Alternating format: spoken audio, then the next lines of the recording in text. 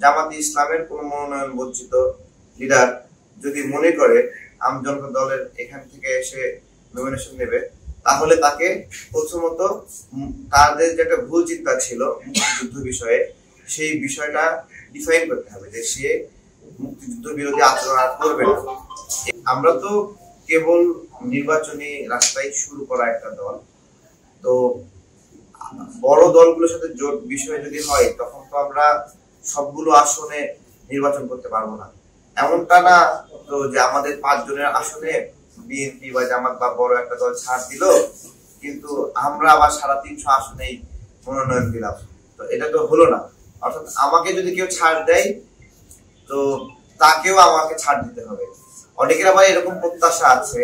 যে তাদের প্রধান 2-1 নেতাকে ছাড় দিবে, কিন্তু সারা দেশে তারা আবার নির্বাচনে অংশ নেবে, মানে ওই তো গাছেরও খাবে তলারও খাবে, এরকম একটা অবস্থা।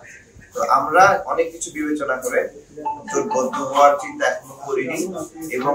আমরা আমাদের দলের থেকে 300 আসনে মনোনয়নের জন্য প্রস্তুতি নিচ্ছি। আমাদের অনেক বড় ভাইরা যারা আছে, সমাজের অনেক শিক্ষক, অনেক আলেম, সমাজসেবক, ব্যবসায়ী, যারা আম জনতা দলের সাথে দীর্ঘদিন ধরে সংযুক্ত আছে, কানেক্ট আছে, তারা আমাদের হয়ে নির্বাচন করতে চায়। এবং আমরা যাদের ভিন্ন রাজনৈতিক পরিচয় আছে তাদের ক্ষেত্রে আমরা বলছি যে আপনারা যদি এরকম হয়, আম জনতা দলের চিন্তা এবং আদর্শগুলোকে বিশ্বাস করেন, আরো স্পেসিফিক ভাবে বলি, এক্সাম্পল দিয়ে বলছি, ধরুন জামাতে ইসলামের কোন মনোনয়ন বঞ্চিত লিডার যদি মনে করে আম জনতা দলের এখান থেকে এসে নমিনেশন নেবে, তাহলে তাকে প্রথমত তাদের যে একটা ভুল চিন্তা ছিল মুক্তিযুদ্ধ বিষয়ে, সেই বিষয়টা ডিফাইন করতে হবে যে সে মুক্তিযুদ্ধ বিরোধী আচরণ আর করবে না। এই শর্তে আমাদের এখানে এসে সদস্য হতে পারে।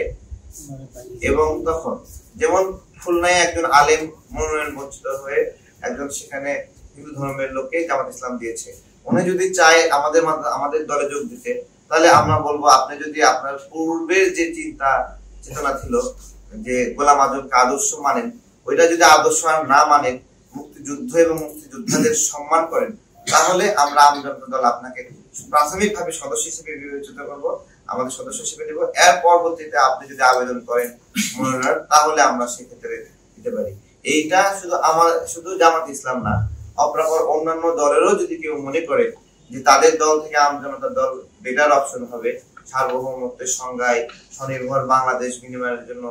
দেশপ্রেমিক বিবেচনায়, এবং আমাদের এই দল কখনো পালানোর ইতিহাস নাই, আমরা কখনো আত্মগোপনের ইতিহাস নাই, আমরা খুবই স্বতঃস্ফূর্ত ভাবে গণ অভ্যুত্থানের সময় ছিলাম, গণ অভ্যুত্থানের আগে ছিলাম, এবং এখনো আছি, এবং আমরা সামনের সময়ও অমুক আসলো, আতঙ্ক সৃষ্টি হলো, আমরা এই ধরনের ভয়ে একদমই ভীত হই না।